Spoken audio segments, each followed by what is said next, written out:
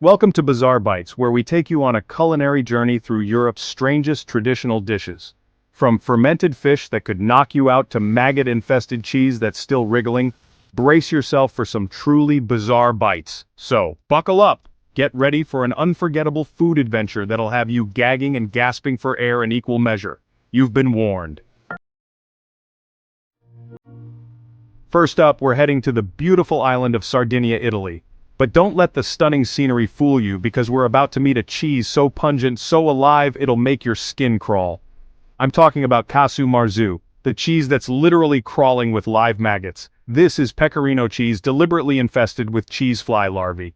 They let thousands of little maggots feast on the cheese, breaking down the fats and giving it a uniquely soft, almost oozing texture. Apparently, the locals consider the maggots a sign of fermentation and flavor. They say the cheese is only good when the maggots are still alive and kicking. Just be careful those maggots don't jump. They can jump up to 6 inches, you know. Next stop, Iceland, the land of fire and ice. It's called Hackarl, and it's essentially fermented shark. But not just any shark, mind you. We're talking about the Greenland shark, a massive beast that can live for centuries. Greenland shark meat is poisonous when it's fresh. It contains high levels of urea, which gives it a strong ammonia-like smell. So, how do they make it edible? They bury it underground for weeks to ferment and then hang it to dry for months. The result? A pungent, fishy, ammonia-infused delicacy that's definitely not for the faint of heart. It's said to have the strongest ammonia smell of any food in the world. Imagine the stinkiest cheese you've ever encountered, then multiply that by 10. That's Hackarl. Just don't say I didn't warn you.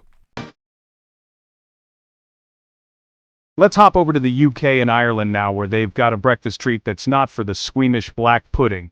It's a sausage all right, but instead of being filled with your usual pork and spices, it's made with pig's blood. They mix it with fat, oats, and a few other bits and bobs, then stuff it into a casing and fry it up. When it's cooked right, it's got this lovely, rich, slightly salty flavor that's perfect with a fry-up. The texture should be firm, not mushy, and it should have a nice, crispy exterior. Look, I'll be honest, it's not the most visually appealing dish in the world. But trust me on this one, it's worth a try. Just don't think about what's in it too much, and you'll be fine. Hold on to your hats, folks, because we're off to Norway now for a festive treat that's sure to turn a few heads. Smalahove. We're talking about a whole sheep's head, served up on a platter. This isn't just some novelty dish either. It's a traditional Norwegian delicacy, especially popular around Christmas time.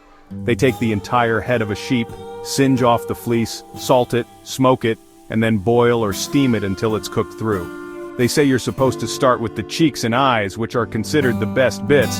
I don't know about you, but I think I'll stick to the turkey this Christmas. But if you're ever in Norway during the festive season and you're feeling adventurous, why not give Smalahove a go? Next up, we're heading to Sweden, a country known for its minimalist design and beautiful people. But don't let that fool you, because they've also got a dark secret, Surströmming. This is fermented herring and it's pungent. The cans bulge from ongoing fermentation. The smell is like rotten eggs and sewage. Some airlines ban it due to explosion risk. If you're brave, give it a try. Just don't say I didn't warn you. Let's dive into a European delicacy, head cheese. It's not cheese, but a terrine made from a pig's head. Cooked with spices and gelatin, it's served cold. Rich, savory, and perfect for the adventurous eater. Give it a try. Now we're off to Poland for a taste of their national treasure, Kazanka. It's another blood sausage, but this time they're not messing around. We're talking pig's blood mixed with buckwheat or barley, spices, and often stuffed into a pig's intestine casing. It's hearty, it's flavorful, and it's definitely not for the faint of heart. Kazanka is meant to be grilled, fried, or even baked until it's got a nice, crispy skin. It's often served with fried onions, potatoes, and a dollop of sour cream for good measure. Each country has its own unique take on this classic dish, and Kazanka is definitely one to try. It's got this wonderful, earthy flavor that's both savory and slightly sweet. Hold on to your taste buds, because we're heading back to Norway for another culinary adventure, Lutefisk. We're talking about dried cod that's been soaked in lye. Yes, you heard me right, lye. Now, lye is a highly caustic substance that's used to make soap, among other things. But in Norway they use it to rehydrate dried cod, which gives it a gelatinous, almost jelly-like texture. The smell of lutefisk cooking is something you won't soon forget. It's been described as a cross between ammonia and old socks. But apparently once it's cooked, the smell dissipates somewhat, and the taste is actually quite mild. If you're ever in Norway during the Christmas season, and you're feeling adventurous, why not give it a go? Now we're off to France, the land of fine dining and culinary excellence. But even in France, they have their fair share of bizarre bites. Take escargots for example.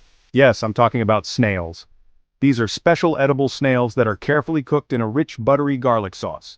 They're typically served in their shells, with a special fork for extracting the meat. The key to a good escargot is all in the sauce. The snails themselves should be tender, not chewy, and they should have a delicate, slightly earthy flavor. And finally, we end our culinary journey in Ukraine with a dish that's definitely not for the faint of heart, or arteries for that matter. It's called salo, and it's basically cured slabs of pork fat back. We're talking about thick slices of pure, unadulterated pork fat, often seasoned with garlic, salt, and pepper. It's typically eaten cold, often as a snack or appetizer. Some people like to spread it on bread, while others prefer to eat it straight up. And if you're feeling really adventurous, you can even get it smoked or flavored with paprika. It's incredibly rich and fatty, and it's definitely not something you want to eat every day. So there you have it, folks. A whirlwind tour of Europe's most bizarre and stomach-churning dishes. We've seen some truly wild things today, from maggot-infested cheese to fermented shark and everything in between. Thanks for joining us on this bizarre culinary adventure. Which of these strange dishes would you dare to try? Let me know in the comments below. Don't forget to like, subscribe, and hit the bell icon for more fascinating food journeys. Until next time, keep your kitchens clean and your food adventures adventurous.